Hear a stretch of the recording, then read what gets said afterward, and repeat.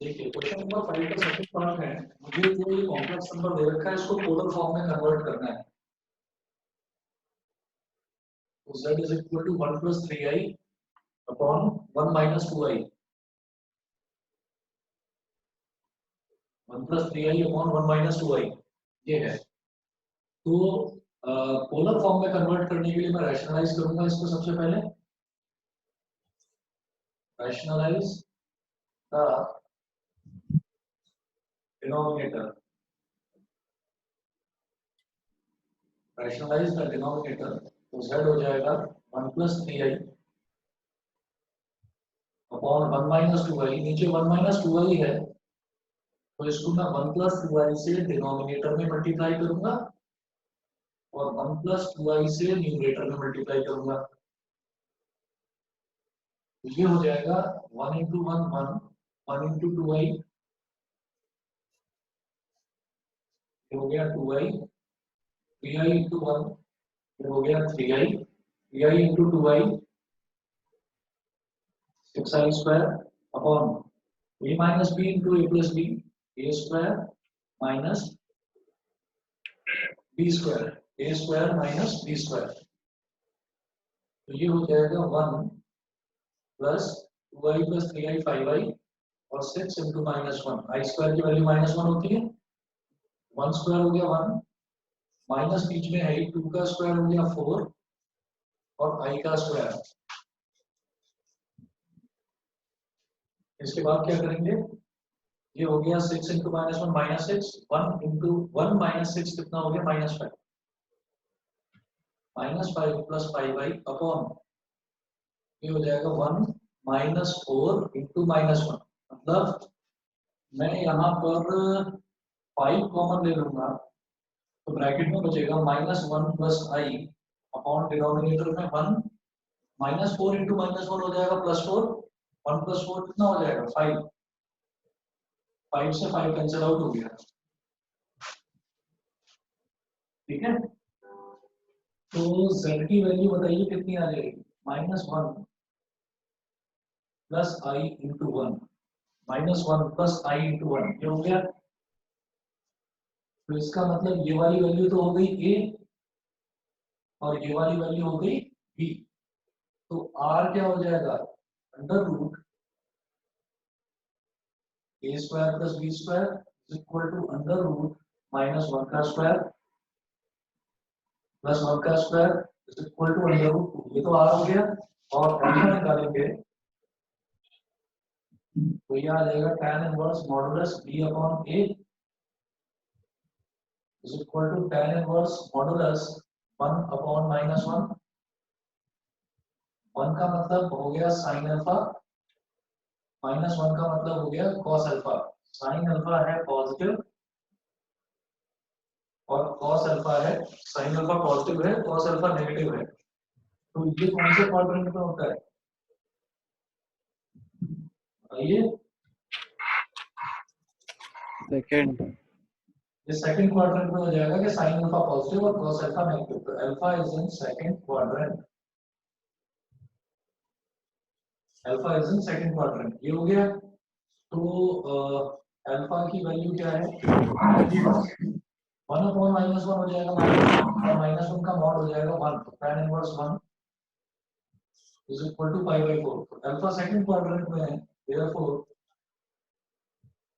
Theta is equal to pi minus alpha, मतलब pi minus pi by 4, तो ये हो गया 3 पाई बाय 4 थीटा की वैल्यू। ठीक है, therefore in polar form z is equal to r cos theta plus I sin theta, तो z is equal to under root 2 cos 3 pi by 4 plus I sin 3 pi by 4। बताइए clear है बेटा? Yes. ठीक है, बाकी बच्चे भी। उसके बाद देखिएगा क्वेश्चन नंबर 10 है हमारे पास, 10 है if z1 is equal to 2 minus I, z1 is equal to 2 minus I, Z2 is equal to 1 plus I. Z2 is equal to 1 plus I. मुझे फाइंड आउट करना है modulus of Z1 plus Z2 plus 1. तो सबसे पहले मैं करूंगा Z1 plus Z2 plus 1 upon Z1 minus Z2 plus 1. सबसे पहले इसको फाइंड आउट करेंगे, फिर जो भी आएगा उस पूरे का मॉड निकालेंगे.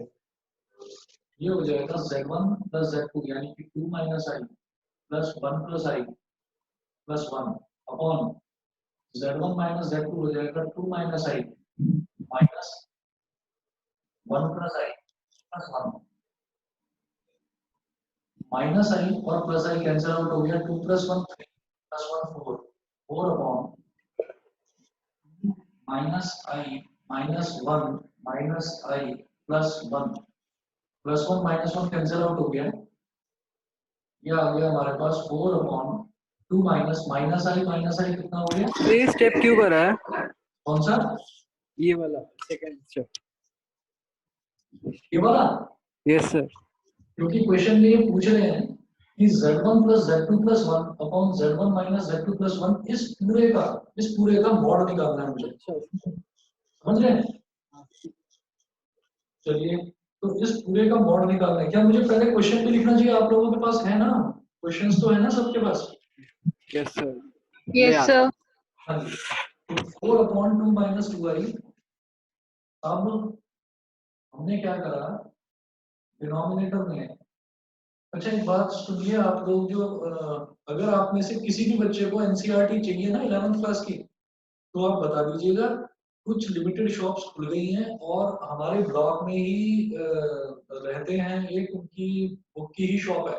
तो उन्होंने मेरे को बोला था कि अगर किसी भी बच्चे को बुक चाहिए हो तो बता देना. 2 या 4 दिन का टाइम लगेगा लेकिन बुक आ जाएगी. ठीक है? अगर किसी भी बच्चे को चाहिए हो तो बता दीजिएगा. कोई भी बुक चाहिए हो, एनसीईआरटी चाहिए हो या किसी और सब्जेक्ट की कोई भी बुक चाहिए हो तो प्लीज बता दें. ठीक है? टाइम थोड़ा सा लग जाएगा, 2 या 4 दिन लग जाएंगे, लेकिन यहीं आ जाएगी. आप मेरे घर से बुक कलेक्ट कर सकते हैं. हमारे ब्लॉक में रहते हैं 9th फ्लोर पर. तो उन्हीं की खुद की जो है बुक्स की काफी बड़ी शॉप है और खुद पब्लिशर भी है वो. तो अगर चाहिए हो तो बता दें.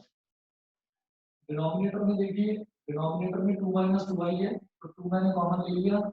नीचे बचेगा 1 minus I. 2 2 4. तो ये हो गया 2 अपॉन 1 minus I. ठीक है? लेकिन मैं इस फॉर्मेट में नहीं रखूंगा. मुझे डिनोमिनेटर में I वाली टर्म नहीं चाहिए. तो मैं इसको लिखूंगा 2 मल्टीप्लाई बाई 1 प्लस I और डिनोमिनेटर में 1 minus I multiplied by 1 plus I. बताइए क्लियर? तो ये हो जाएगा हमारे पास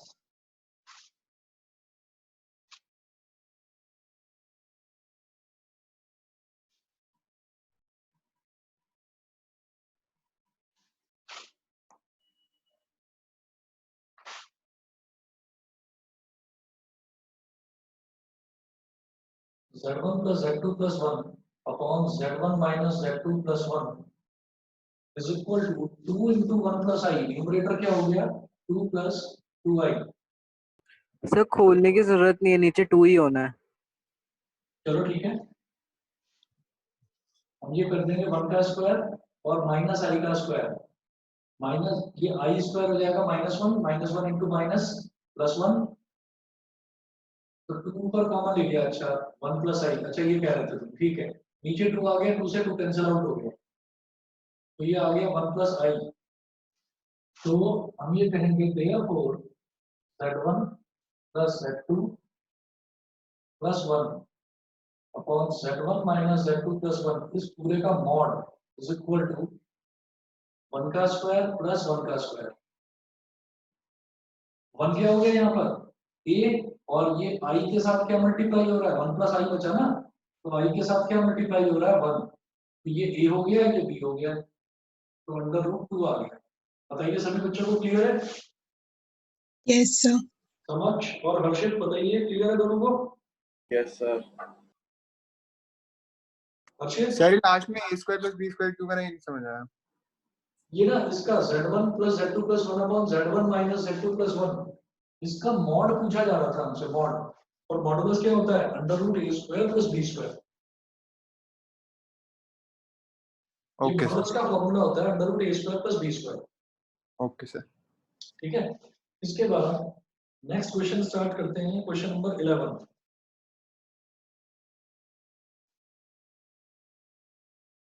क्वेश्चन नंबर 11 में है if a plus I b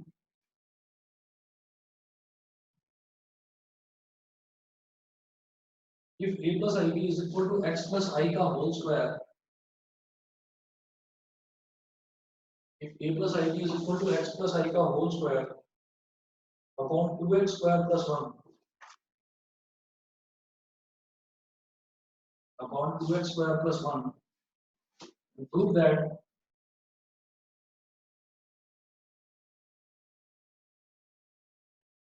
a square plus b square is equal to x square plus 1 का whole square upon 2x square plus 1 का whole square, x square plus 1 का whole square upon 2x square plus 1 का whole square। ये मुझे prove करना है।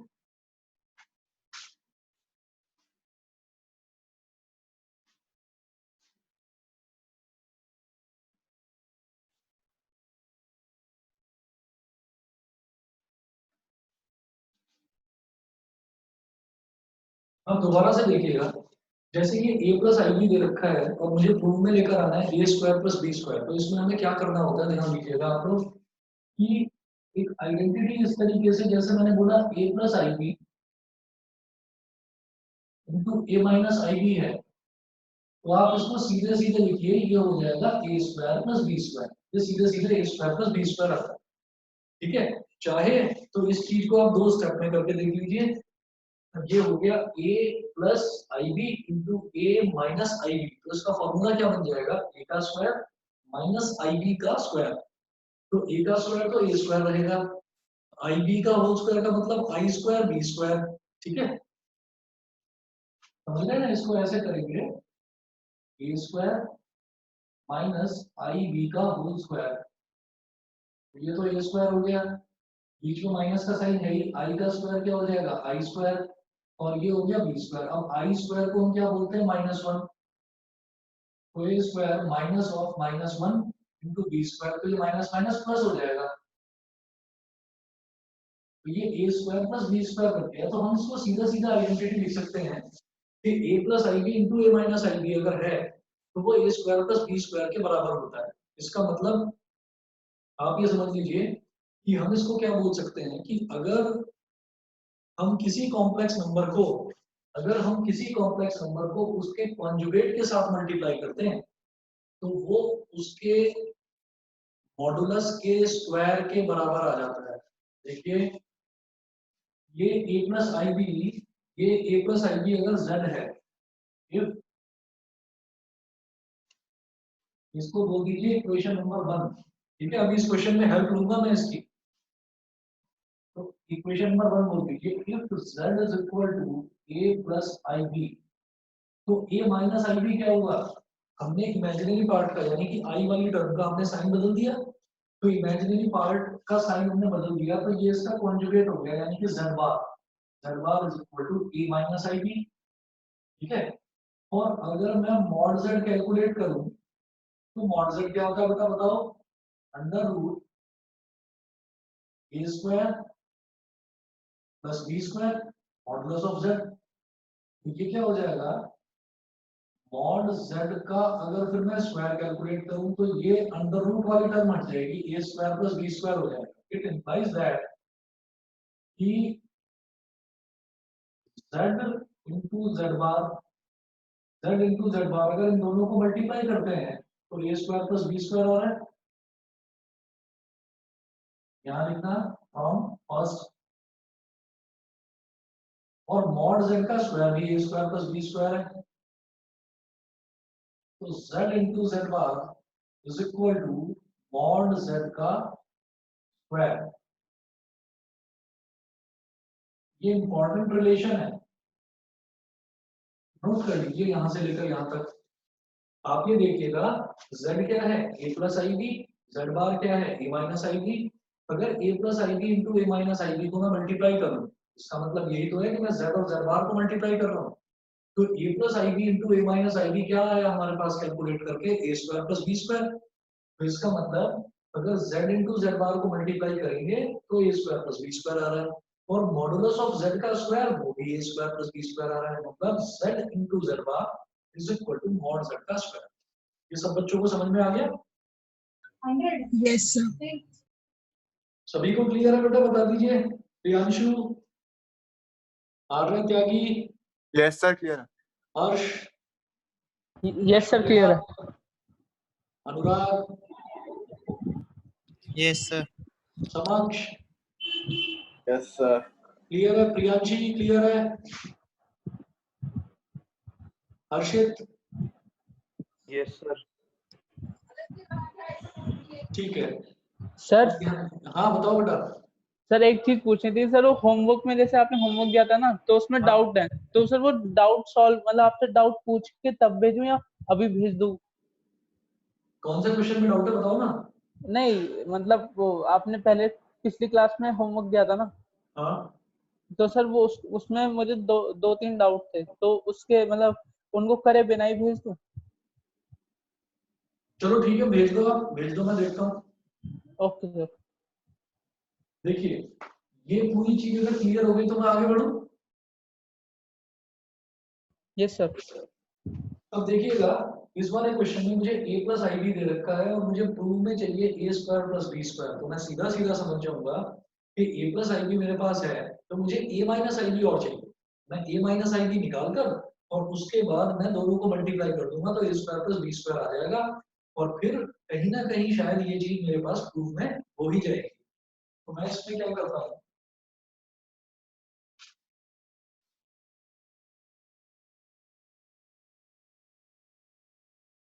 Sir हाँ जी बताइए।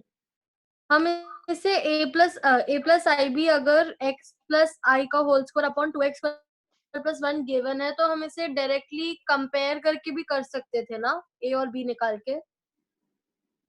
हाँ डायरेक्ट कंपेयर करके भी कर सकते हो।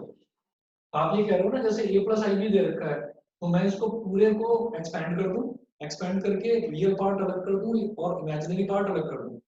हाँ सर। तो a तो रियल पार्ट के बराबर हो जाएगा और b इमेजिनरी पार्ट के बराबर हो जाएगा, और फिर दोनों का स्क्वायर करके ऐड कर दें तो वो इसी के बराबर आएगा। सही कह रहे हो जाएगा वैसे ही। वो तरीका भी ठीक है। अब देखिएगा, coming back to question number 11, हमारे पास है a plus I B is equal to x plus आई का होल स्क्वायर है, इसको एक्सपेंड कर दो, x square plus I square plus 2x into I upon 2x square plus 1, 2x square plus 1, ये हो गया। तो a plus I B is equal to I square की वैल्यू होती है -1, तो आप लिखिए x square -1 plus I into 2x upon 2x square plus 1। किसी भी बच्चे को ना समझ में आए तो प्लीज बताना। a plus I B is equal to x square -1 upon 2x square plus 1। इसका मतलब क्या है कि मैंने रियल पार्ट बिल्कुल अलग कर दिया, यहाँ पर कोई भी आई वाली टर्म है ही नहीं, प्लस आई इंटू अब imaginary part 2x upon 2x square plus 1। ठीक है, ये हो गया। इसके बाद हम क्या करेंगे, इसको बोल देंगे इक्वेशन नंबर 1 और यहाँ लिखेंगे conjugating both sides, conjugating both sides. तो ये हो जाएगा मेरे पास a माइनस आई बी, सिर्फ इमेजिनरी पार्ट वाला जो टर्म है उसका साइन बदल जाएगा बस। तो उस क्वेश्चन की तरह नहीं कर सकते, पहले स्टेप में कॉन्जुगेटिंग बोथ साइड्स फिर मल्टीप्लाई कर दें एक दूसरे से? पहले ही स्टेप में यहीं पर हाँ सर। यहाँ पर कॉन्जुगेटिंग बोथ साइड्स करने के लिए ना पहले मुझे इमेजिनरी पार्ट वाला बिल्कुल अलग चाहिए, तभी मैं कर पाऊंगा। समझ रहे हो? समझ रहे हैं? सर एक और क्वेश्चन में ऐसे करा, क्या हुआ? नहीं एक और क्वेश्चन में वैसे करा था ना, तो मैंने देख लीजिए, अभी देख लीजिए, फिर उससे भी कंपेयर करके देख लेना। नहीं सर, वो मैंने स्क्वायर ब्रैकेट खोला नहीं था, उसी के अंदर साइन चेंज कर दिया ना ये वाला। स्क्वायर के अंदर ही कर लिया। हाँ सर। x माइनस आई का होल स्क्वायर स्क्वायर प्लस 1। हाँ ठीक है, वैसे भी करा जा सकता है, सही कह रहे हो। ये हो जाएगा 2x upon 2x square plus 1। ये हो गई इक्वेशन नंबर 2। अब क्या करो, सीधा सीधा 1 और 2 को मल्टीप्लाई कर दो। Multiply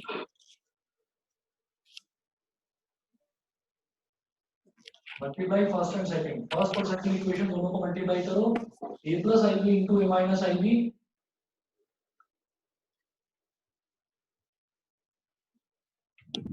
is equal to x square minus 1 upon 2x square plus 1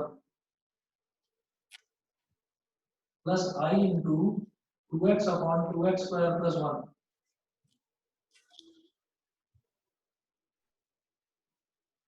ये तो एक टर्म हो गई, और मल्टीप्लाई बाई दूसरा टर्म है वो ये वाला इक्वेशन 2 का x square minus 1 upon 2x square plus 1 minus i into 2x upon 2x square plus 1। ये ब्रैकेट बंद कर दिया। अब ध्यान देना, ये वाला फॉर्मूला मैं सीधा सीधा लगा रहा हूँ कि a plus I b into a minus i b. तो हम क्या करेंगे, सीधा सीधा लिखेंगे a square plus B square.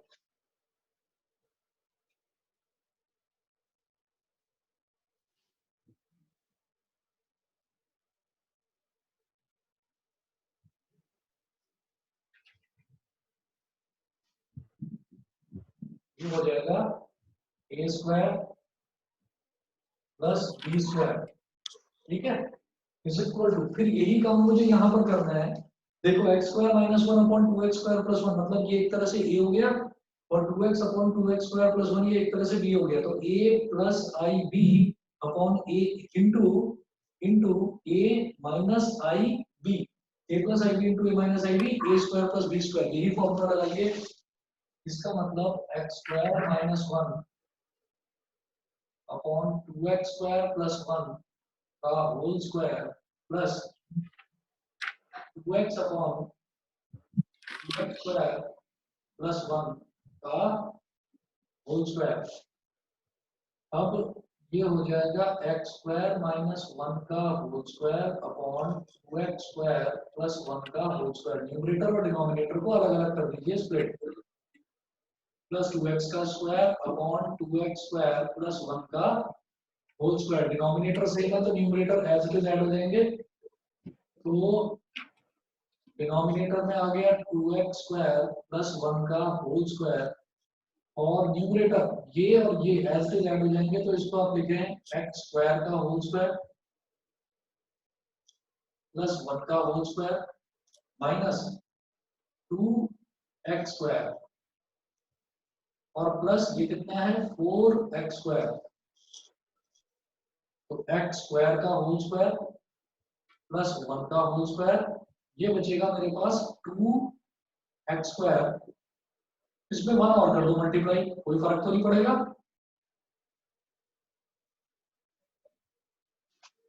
ये हमारे पास आ गया x स्क्वायर का होल स्क्वायर प्लस 1 का whole square plus 2 into x square आया था। 4x square minus 2x square क्या हो गया 2x स्क्वायर।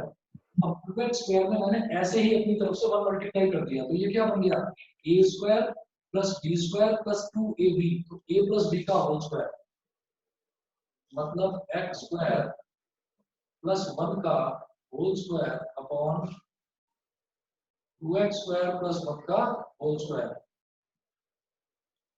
ये हो गया जी प्रूफ। बताइए क्लियर है?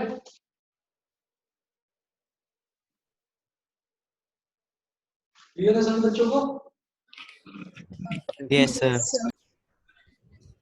Yes, sir. ठीक है, ये क्वेश्चन नंबर 11 था। अब देखते हैं question number 12।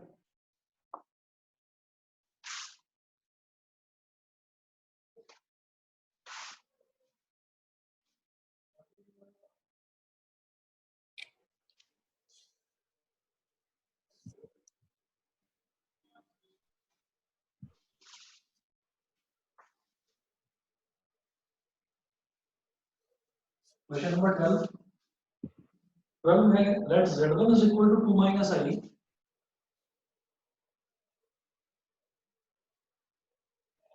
let z1 is equal to 2 minus I and z2 is equal to minus 2 plus I,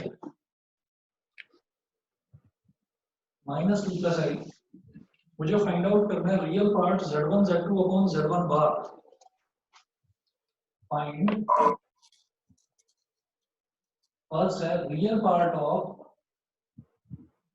z1 z2 upon z1 बार, और सेकंड पार्ट में ये पूछ रहे हैं कि मुझे फाइंड आउट करना है imaginary part of 1 upon z1 into z1 bar, z1 into z1 बार। तो फर्स्ट पार्ट करते हैं पहले। फर्स्ट पार्ट में निकालेंगे z1 z2 अपॉन z1 बार। तो z1 क्या है 2 माइनस आई, और ये क्या है माइनस 2 प्लस आई अपॉन z1 बार। z1 बार का मतलब 2 प्लस आई। क्या करते हैं z1 बार का मतलब z1 का कॉन्जुगेट है, तो इसमें जो i वाला टर्म है उसका साइन बदल देते हैं। वो माइनस का था तो उसको प्लस का कर दिया। अब न्यूमरेटर को मल्टीप्लाई करिए, देगा 2 इंटू माइनस 2 माइनस 4, 2 इंटू आई हो गया 2i, minus I into minus 2 ये हो गया 2i, माइनस आई इंटू आई ये हो गया माइनस आई स्क्वायर अपॉन 2 प्लस आई, माइनस 4 प्लस 2i हो गया 4i, माइनस और आई स्क्वायर की वैल्यू हो गई -1 अपॉन 2 प्लस आई। माइनस माइनस कितना हो गया प्लस, तो -4 प्लस 1 ये हो गया -3 प्लस 4i अपॉन 2 प्लस आई।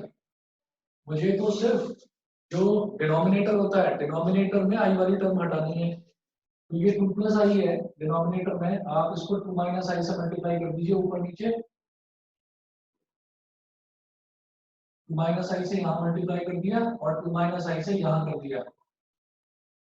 तो -3 इंटू 2 -6, -3 इंटू माइनस आई प्लस का 3i, 4i इंटू 2 ये हो गया 8i, 4i इंटू माइनस आई ये हो गया माइनस का 4i square upon a plus b into a minus b. a plus I b into a minus i b है, तो सीधा सीधा a square plus b square करेंगे। तो a क्या है यहाँ पर 2 प्लस b क्या है यहाँ पर 1। ठीक है, ये हो जाएगा हमारे पास -6 और आई स्क्वायर की वैल्यू होती है -1 into -4 plus 4, -6 plus 4 plus 11i upon 2 का स्क्वायर 4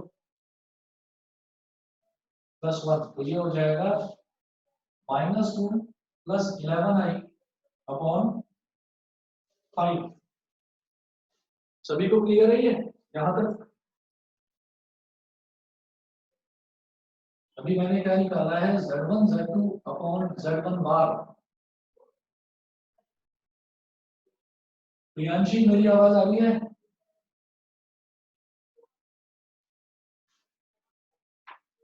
Yes, sir.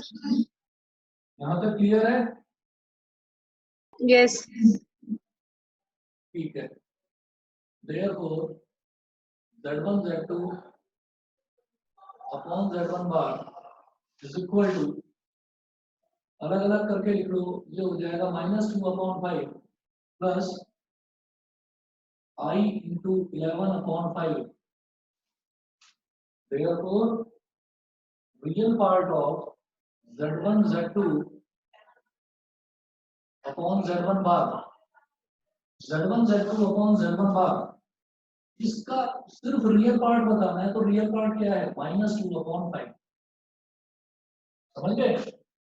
इसका सिर्फ रियल पार्ट बताना है, तो ये हो गया -2/5। अगर वो बोलते बाहर अगर लिखा रहता इमेजिनरी आई एम लिखा रहता, तो इमेजिनरी पार्ट बताते वो होता 11/5 के इक्वल। बताइए सभी बच्चों को क्लियर है? Yes, sir. ठीक है, मैं एक बार आंसर चेक कर लेता हूँ। -2/5 बिल्कुल ठीक है। अब इसके बाद जो सेकंड पार्ट है छोड़ दूं, कर लेंगे अपने आप? अपने आप कर लेंगे आप लोग? Yes, sir. जो आएगा Yes, sir. 0 ठीक है, बिल्कुल सही कह रहे हो। जिसने भी अभी बोला 0 ही आ रहा है उसका आंसर। तो आप क्या करेंगे, 1/Z1 और Z1 बार पहले ये कैलकुलेट करेंगे। ये कैलकुलेट करने के बाद में उसको स्टैंडर्ड फॉर्म A+IB में लेकर आओगे। फिर I के साथ जो टर्म मल्टीप्लाई हो रही है वही कहलाएगा इमेजिनरी पार्ट। हर्षित क्लियर है बेटा? हर्षित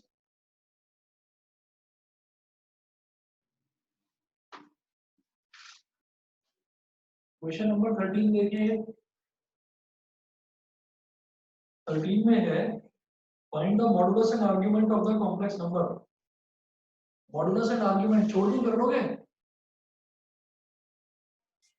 कर तो लेंगे। बताइए, क्वेश्चन नंबर 13 छोड़ दूं, कर लेंगे आप लोग? Yes, sir. Yes sir. Question number 13 नहीं छोड़ रहा हूँ। होमवर्क में क्या क्या होगा मैं आपको भेज दूंगा, और मैं 14 पर आता हूँ सीधा। क्वेश्चन नंबर 14 में है find the real numbers x and y if x minus iy given x minus iy multiply by 3 plus 5i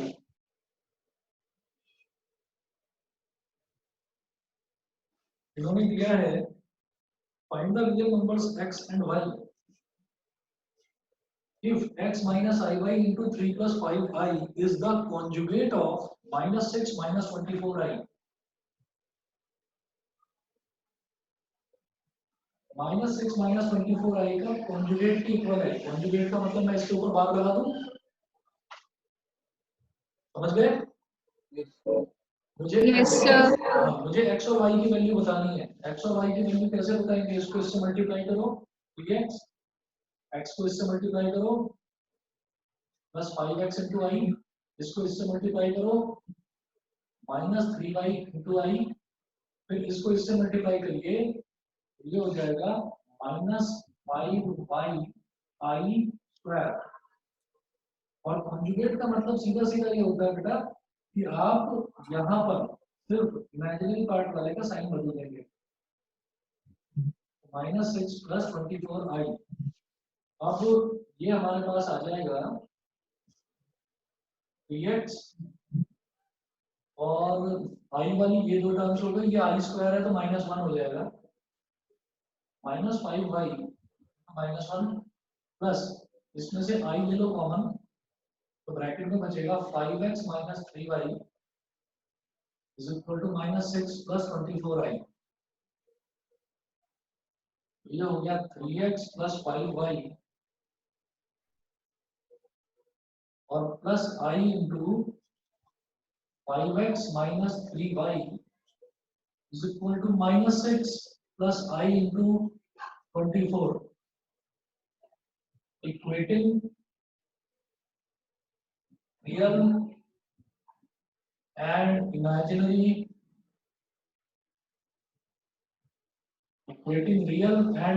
parts। तो 3x plus 5y हो गया -6 के बराबर, equal to -24i -6 + 24i कब कैसे बना? हमने ये बोला था कि given that x minus iy into 3 plus 5i is equal to conjugate of -6 minus 24i। तो ओके, conjugate का मतलब होता है कि हम i वाले का साइन बदल देते हैं, प्लस का 24 हो गया, ठीक है ठीक है? सर। तो अब रियल पार्ट इधर बचा 3x + 5y और इधर का रियल पार्ट है -6, और इमेजिनरी पार्ट जो i से मल्टीप्लाई होता है टर्म वो वाला 5x - 3y वो हो गया 24 के equal. 5x minus 3y is equal to 24। तो ये मेरे पास फर्स्ट और सेकंड इक्वेशन हो गई। एलिमिनेशन से सॉल्व करके निकाल लोगे x और y की वैल्यू। एलिमिनेशन से सर सॉल्व x की करके वैल्यू 3 और y की वैल्यू -3। अभी बता रहा हूँ देखकर, बाकी बच्चे करें अपने आप सॉल्व।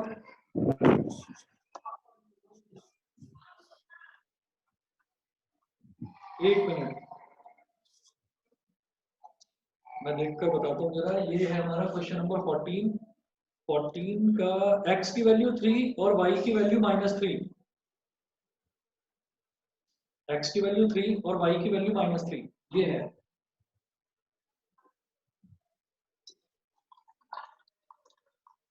अभी कंटिन्यू करते हैं, बस 1 मिनट रुकिए, आगे कंटिन्यू करते हैं।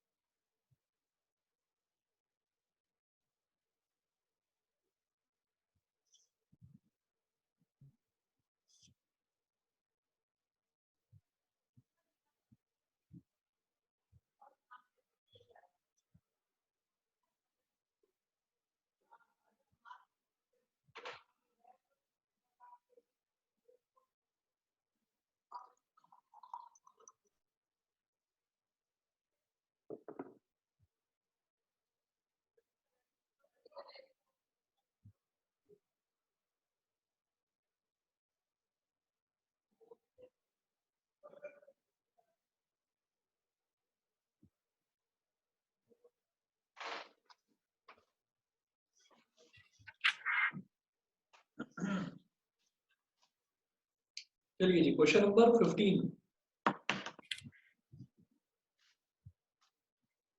बेटा ये कर लिया तो सभी बच्चों ने x और y की वैल्यू निकाल ली ना, 3 और -3। ये फिर वही दो इक्वेशन बन गई जो आपने 10th क्लास में करा था। आप एलिमिनेशन से कर सकते हो, सब्स्टिट्यूशन से कर सकते हो, ठीक है। Yes, sir.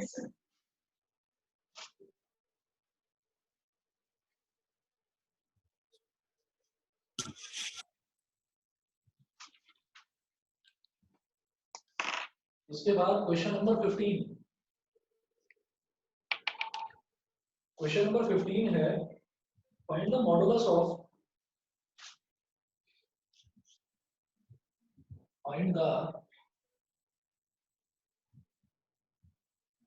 Of 1 plus I upon 1 minus I minus 1 minus I upon 1 plus I. इसका मॉडुलस फाइंड आउट करना है, कर लोगे? छोड़ दूं? Yes sir. देखिए आपको करना क्या है कि इसको सिंप्लीफाई करना है। पहले सिंप्लीफाई करने के बाद आप इसको स्टैंडर्ड फॉर्म में लेकर आ जाइए, a प्लस आई बी की फॉर्म में। और फिर मॉडुलस क्या होता है? Under root A square plus B square, बस ये होता है। छोड़ दूं फिर इस क्वेश्चन को? Yes, sir. ठीक है, ये क्वेश्चन नंबर 15 भी होमवर्क में है। अभी कौन कौन से क्वेश्चन होमवर्क में है वो मैं आपको व्हाट्सएप कर दूंगा बैच के बाद। क्वेश्चन नंबर 16 करते हैं। क्वेश्चन नंबर 16 में है, if x plus iy का whole cube, if x plus iy का होल क्यूब नहीं, इमेजिनरी पार्ट हो गई। हाँ इमेजिनरी पार्ट है ही नहीं 15 में। वो तुम देख लेना अपने आप। इमेजिनरी पार्ट नहीं है, नहीं, इमेजिनरी पार्ट नहीं है तो b की वैल्यू क्या हो गई? 0। 0। और sir real real part part नहीं है, इमेजिनरी पार्ट है। रियल पार्ट नहीं है। इमेजिनरी पार्ट हैं? है। 2i आ रहा है, मैं 2 है आंसर, पीछे भी चेक कर लिया। चलो देख लेना आप लोग कैसे करना है, ये आपको अरे होमवर्क में नीचे करना है। a square minus b square. अब देख लेना उसको कैसे करना है। क्वेश्चन नंबर 16 पर मैं आ रहा हूँ। क्वेश्चन नंबर 15 आसान है, आप लोग कर सकते हैं। किसी भी बच्चे को ना समझ में आए तो प्लीज मेरे से नेक्स्ट क्लास में आप लोग पूछेंगे। 16 देखिए, x प्लस आई वाई का whole cube is equal to u plus I b, ये दे रखा है और मुझे शो करना है so that u upon x plus b upon y is equal to 4 into x square minus y square, 4 into x square minus y square, ये है।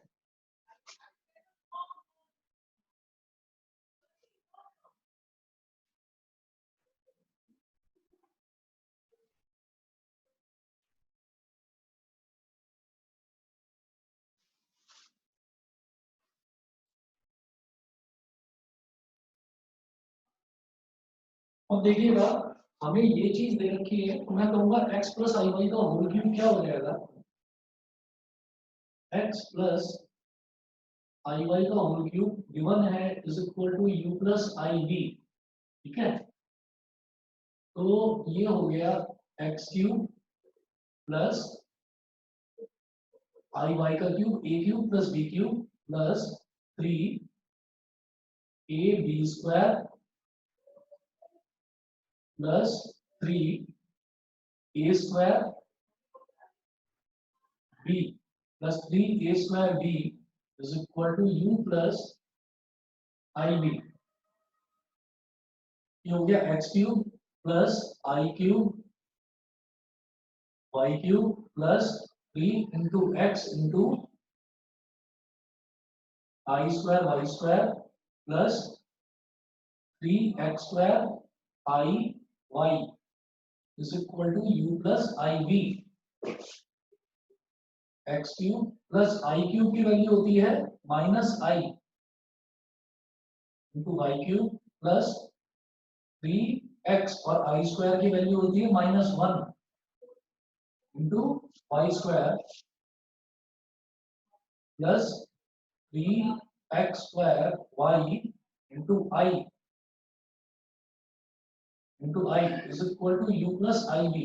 अब मैं क्या देख रहा हूं यहाँ पर कि हमारे पास लेफ्ट हैंड साइड में जो आई वाली टर्म्स है वो दो हैं, एक तो 3x स्क्वायर वाई और एक है ये वाई क्यूब, और बाकी जो ये वाली टर्म और ये वाली टर्म इसमें आई नहीं है, यानी कि ये रियल पार्ट हो गया। तो हम क्या करेंगे, ये ब्रैकेट में लिखेंगे एक्स क्यूब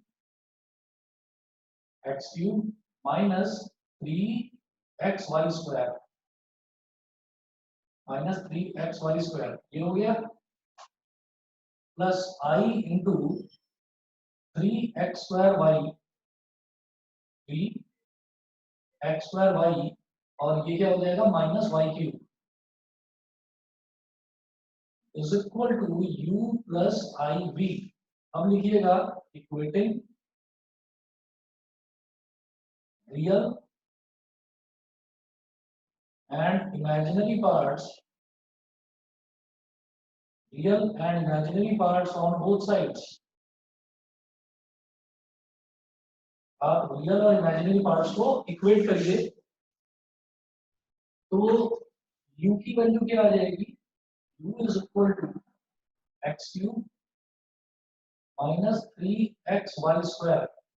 समझ गए, u की वैल्यू तो ये आ गई, और यहां से मैं क्या कह सकता हूं, u इज इक्वल टू, मैंने x कॉमन ले लिया तो ब्रैकेट में आएगा x square minus 3y square, इस x को डिनोमिनेटर में ले आओ तो u upon x is equal to x square minus 3y square.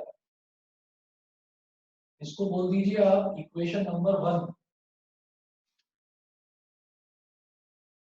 ये u की वैल्यू कैसे आई थी, रियल पार्ट को इक्वेट करके, अब इमेजिनरी पार्ट को इक्वेट करके v की वैल्यू आ जाएगी।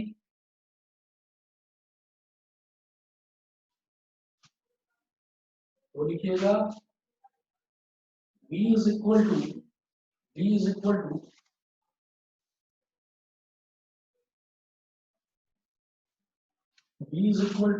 3x square y minus Y cube. तो v इज इक्वल टू, यहां से मैंने y कॉमन ले लिया, 3x square minus y square, y को नीचे ले आओ तो v upon y is equal to 3x square minus y square. ये हो गई इक्वेशन नंबर 2। मुझे प्रूव क्या करना था, u upon x plus v upon y, ये मुझे प्रूव करना था, इसीलिए मैंने u अपॉन x और v अपॉन y निकाला। तो आप क्या करिए, add 1 and 2, add 1 and 2, first और सेकंड को ऐड करिए, तो u upon x plus v upon y is equal to x square minus 3y square plus 3x square, sorry x square plus 3x square minus y square, x square plus 3x square हो गया 4x square minus 3y square minus y square हो गया minus का 4y square. 4 common ले लिया, bracket में बचेगा x square minus y square. हमको यही प्रूव करना था। सभी बच्चों को समझ में आ गया? Yes, sir. ठीक है, यस सर। ठीक है। क्वेश्चन नंबर 17 देखिएगा। क्वेश्चन नंबर 17 में है, if alpha and beta are different complex numbers, if alpha and beta are different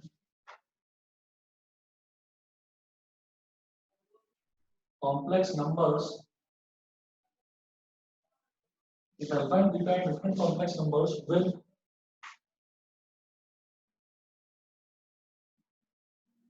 modulus of beta is equal to 1, with modulus of beta is equal to 1, then find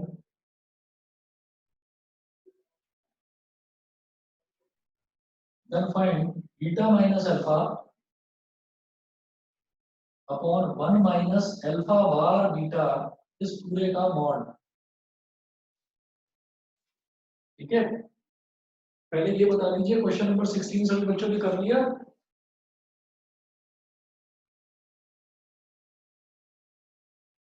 अरे तुम कुछ बोलते नहीं हो भाई, हाँ है ना कुछ तो Yes, बताओ। sir. 16 सबने कर लिया?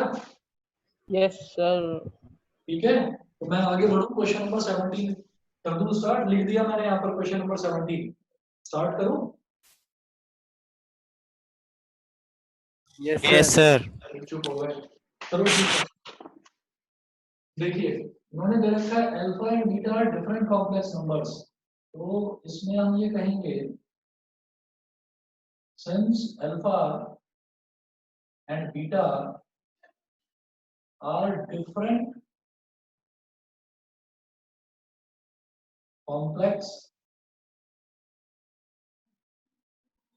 numbers are different complex numbers like, मैं इस तरफ कर रहा हूं उसको,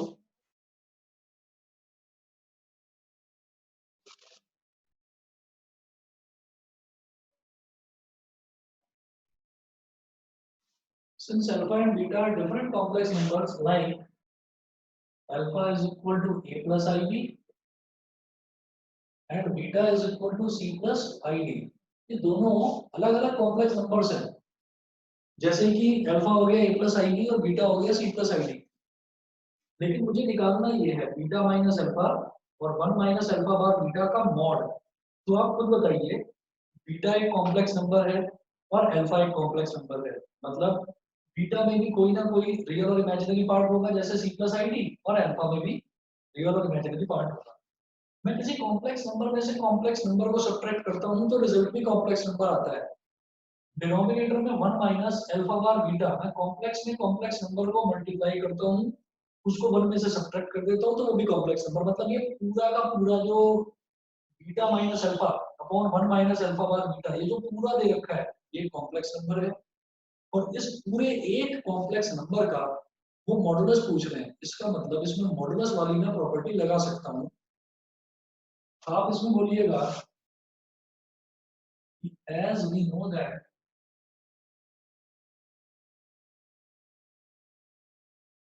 know that mod z का square is equal to z into z का कॉन्जुगेट। ये अभी हमने देखा था, क्लियर है सभी को? ये तो पता है ना, याद है? इसी तरीके से ये जो पूरा का पूरा है ये भी तो एक कॉम्प्लेक्स नंबर है, तो मैं लिखूंगा beta minus alpha upon 1 minus alpha bar beta के मॉड का square is equal to beta minus alpha upon 1 minus alpha bar beta, जैसे कि z हो गया हो, और beta minus alpha upon 1 minus alpha bar beta, इस पूरे का बार, इस पूरे का बार मतलब इस पूरे का कॉन्जुगेट। तो ये एक तरह से यही तो आ गया, जैसे मॉड z का square is equal to z into z bar. ये सबको समझ में आ गया? Yes, sir. ठीक है, अब ध्यान दीजिएगा, अब हम क्या करेंगे, अब ये क्या हो जाएगा, बीटा माइनस अल्फा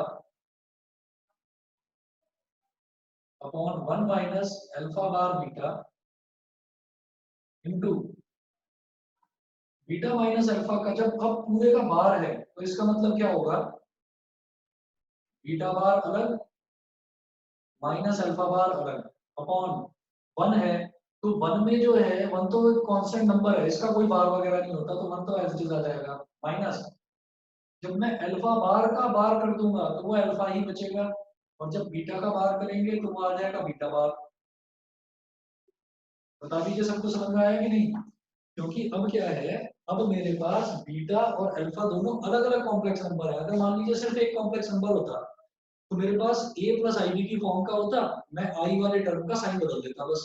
अब तो बीटा एक अलग कॉम्प्लेक्स नंबर है, अल्फा एक अलग कॉम्प्लेक्स नंबर है, तो जब पूरे कॉम्प्लेक्स नंबर का मैं बार ले रहा हूँ तो इस पूरे रैशनल नंबर का एक बार है, तो इसका मतलब इसका बार हो जाएगा बीटा का अलग बार, अल्फा का अलग बार, इस अल्फा बार का अलग बार, इस बीटा का अलग बार। यहाँ तक सबको क्लियर है ये चीज? Yes. sir. ठीक है, अब क्या करेंगे, हर्षित क्लियर है? हर्षित मेरी आवाज आ रही है?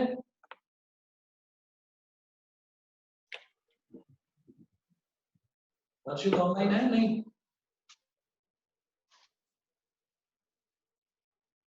नहीं है शायद। हर्षित नहीं है। चलिए ठीक है, अब इसके बाद में हम इसको मल्टीप्लाई करेंगे, तो मल्टीप्लाई करेंगे तो जरा देखिएगा, ये हो जाएगा beta into beta bar, beta into beta bar, beta into alpha bar with minus sign, minus beta into alpha bar, फिर माइनस अल्फा इंटू बीटा बार,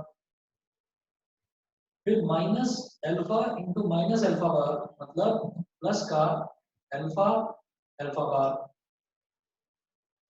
अपॉन 1 इंटू 1 यानी कि 1 और 1 into minus alpha beta bar, तो ये हो गया minus alpha beta bar, minus alpha bar beta into 1 तो minus alpha bar beta, और माइनस दिस और दिस जब इसको करेंगे तो minus minus plus alpha into alpha bar beta into beta बार।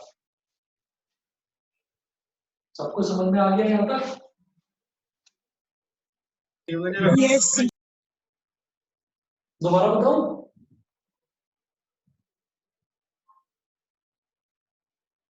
सभी को क्लियर है समझ? Yes sir. क्लियर है ऐश्वर्या? Yes sir. ठीक है, अब जरा देखिए बीटा इंटू बीटा बार, ये तो वही वाली बात होगी क्योंकि बीटा एक अलग कॉम्प्लेक्स नंबर है, अल्फा एक अलग कॉम्प्लेक्स नंबर है, तो z इंटू जेड बार क्या होता है, z के मॉड का स्क्वायर, तो बीटा इंटू बीटा बार क्या होगा, बीटा के मॉड का स्क्वायर। ठीक है, ये हो जाएगा बीटा के मॉड का स्क्वायर माइनस बीटा अल्फा बार, ऐसे ही लिखेंगे इसको, माइनस बीटा अल्फा बार और माइनस अल्फा बीटा बार, इसको भी ऐसे ही लिखेंगे। फिर से देखिए अल्फा इंटू अल्फा बार, ये क्या हो जाएगा, बोलो,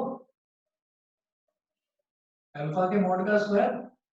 ठीक है, 1 minus alpha beta bar minus alpha bar beta, ऐसे ही लिखो इसको, 1 minus alpha beta bar minus alpha bar beta, और अल्फा इंटू अल्फा बार अल्फा के मॉड का square into beta bar beta के मॉड का स्क्वायर। सही है, अब इस क्वेश्चन में आप देखिएगा, इसमें एक कंडीशन शुरुआत में दे रखी थी जो हमने अभी तक यूज नहीं करी है कि मॉडुलस ऑफ बीटा 1 है। जब मॉडुलस ऑफ बीटा 1 है तो मॉड बीटा का स्क्वायर भी तो 1 होगा। ये हो गया 1 माइनस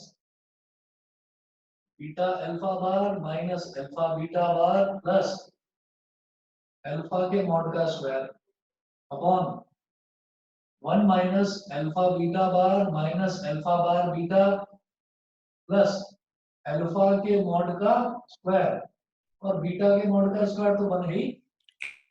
सर वहाँ डिनोमिनेटर में अल्फा का मॉड क्यों होगा? क्योंकि डिनोमिनेटर पे पहले हमारे पास अल्फा का मॉड इस वजह से हुआ क्योंकि हमने जब इसको मल्टीप्लाई करा ना, इस वाले टर्म को इस वाले टर्म के साथ, तो अल्फा इंटू अल्फा बार और बीटा इंटू बीटा बार, ये चारों टर्म्स मल्टीप्लाई हो गए। इसमें alpha alpha bar beta beta bar सब कुछ है। तो अल्फा इंटू अल्फा बार हो गया अल्फा के मॉड का स्क्वायर और beta into beta bar beta के मॉड का स्क्वायर। बताइए ठीक है? समझ गए यश? Yes sir. इसके बाद मॉड बीटा 1 के बराबर गिवन है। अब जरा देखना न्यूमरेटर और डिनोमिनेटर सेम आ गए।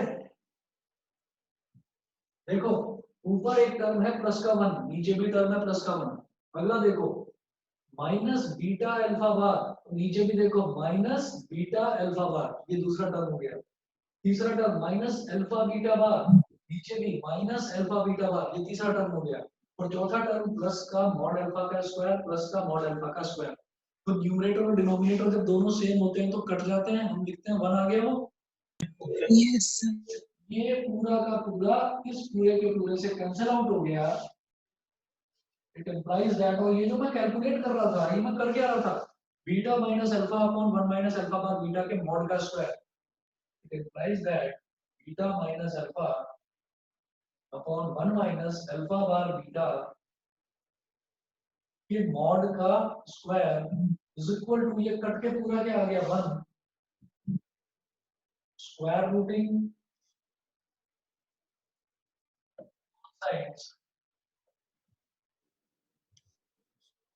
तो क्या हो गया, mod beta minus alpha upon 1 minus alpha bar beta is equal to 1।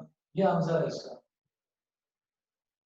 ये चीज मुझसे पूछी गई थी इसमें कि mod beta minus alpha upon 1 minus alpha bar beta, इसका मॉड आप बताइए। ठीक है, क्योंकि मैं स्क्वायर कैलकुलेट कर रहा था एज पर दिस रिलेशन, मैं स्क्वायर लेकर चल रहा था। तो बताइए सभी बच्चों को समझ में आ गया? Yes, sir. ठीक है जी, नोट करिए इसको। मैं अगला स्टार्ट कराता हूँ क्वेश्चन।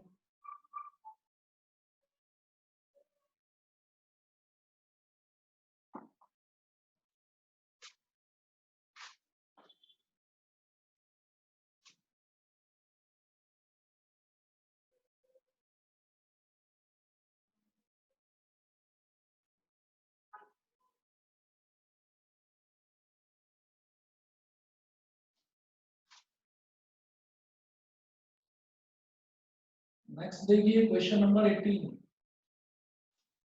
क्वेश्चन 18 में क्या है, find the number of non zero integral solutions.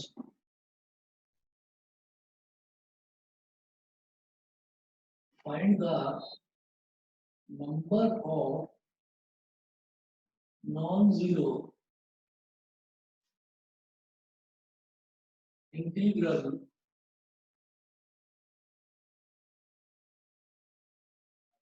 find the number of non-zero integral solutions of the equation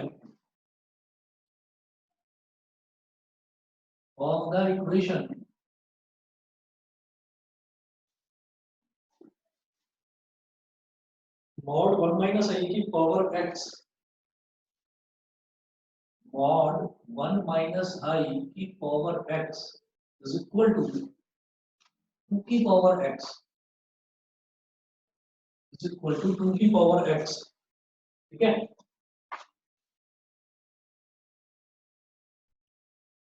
तो number of non zero integral solutions, number of non zero integral solutions का मतलब क्या है?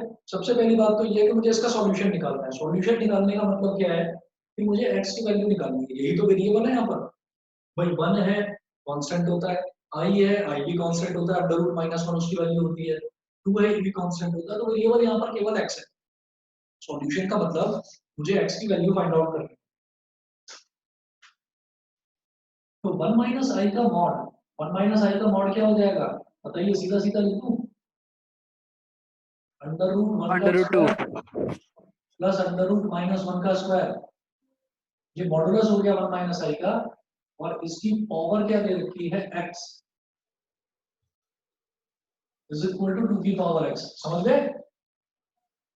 ये क्या हो जाएगा अंडर रूट 2 की power x is equal to 2 की पावर x। अंडर रूट 2 को मैं क्या लिख सकता हूँ, 2 की पावर 1/2 की power x is equal to 2 की पावर x। जब पावर की पावर होती है तो बेटा वो मल्टीप्लाई हो जाती है, तो 2 की power x/2 is equal to 2 की पावर x। ये क्लियर है? जब दोनों तरफ बेस सेम होते हैं तो पावर इक्वल होती है, since bases on LHS and RHS are same, therefore their powers must be equal।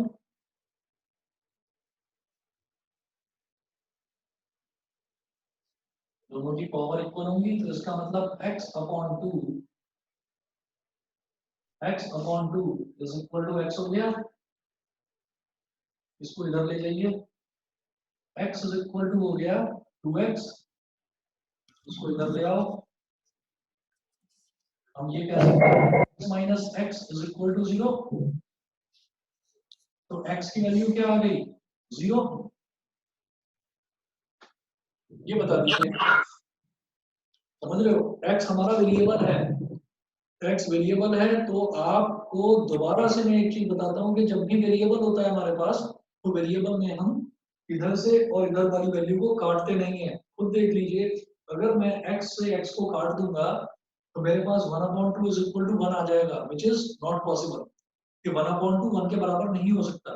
तो जब भी वेरिएबल होता है तो वेरिएबल को हम एक तरफ लेकर आते हैं सारी टर्म्स को। तो मैंने 2 को इधर मल्टीप्लाई करा, 2x हो गया, x को इधर ले गया तो 2x minus x is equal to 0, मतलब x इज इक्वल टू 0 हो गया। ये समझ में आ गया सभी को? x की वैल्यू 0 आ गई, ये इसका सॉल्यूशन है, ये समझ में आ गया? Yes sir.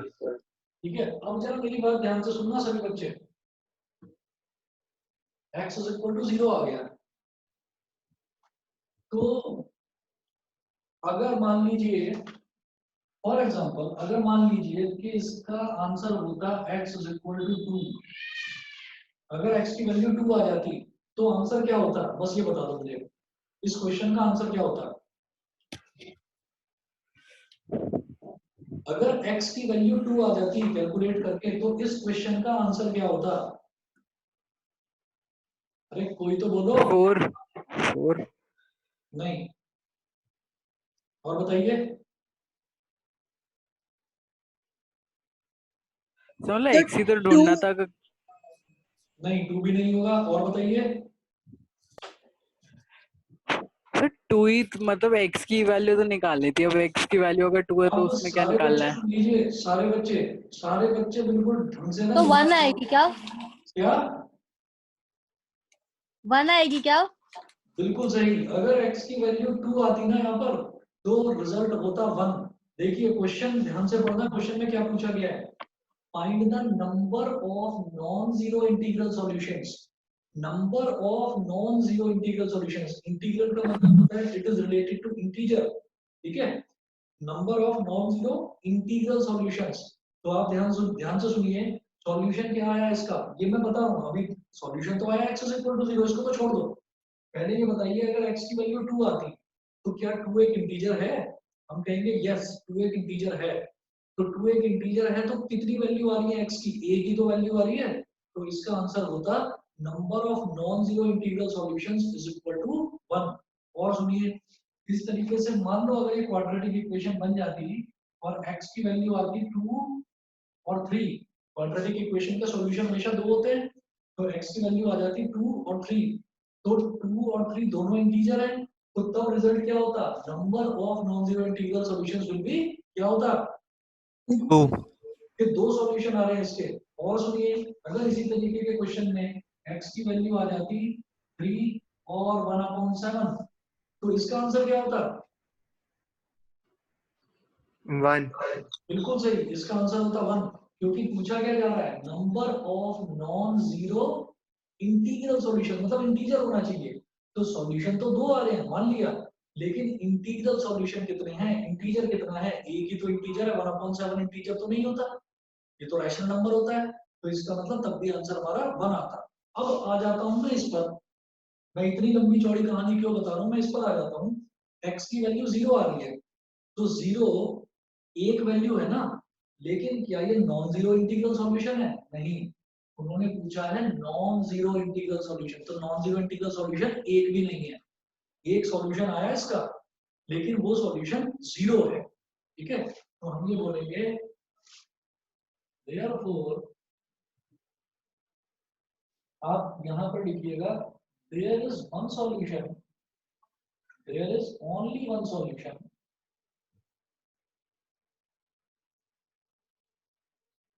x is equal to 0, but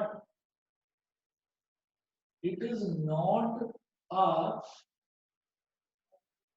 non-zero integral solution.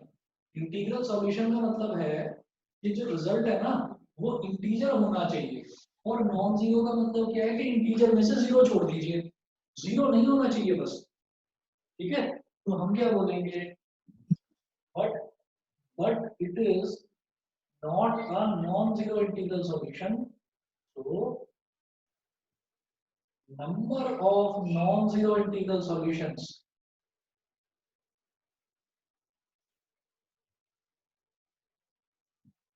will be 0। तो ये जो 0 आंसर है, ये x की वैल्यू 0 नहीं है, आप सोचो कि x की वैल्यू 0 आ गई तो आंसर 0 आ गया, ये वो 0 नहीं है, ये है कि नंबर ऑफ सॉल्यूशंस कितने हैं, number of solution non zero integral solution कोई है ही नहीं, तो इसलिए मैंने उसको बोला number of non zero integral solutions will be 0। समझ गए सभी बच्चों को, क्लियर है, Yes. ठीक है।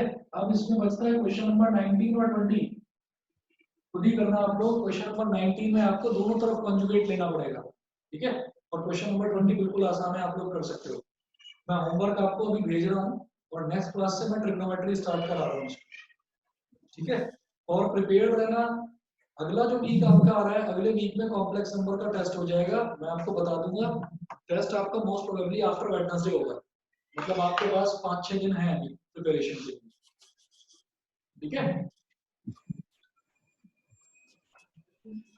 Okay sir. Okay, sir. Mic off करके बैठे रहते हो, जब कुछ पूछता हूँ तब तो माइक ऑन कर लिया करो। Yes sir, thank you sir. Thank you sir. Thank you, sir. Okay, next class में मिलते हैं, थैंक यू सर। ओके।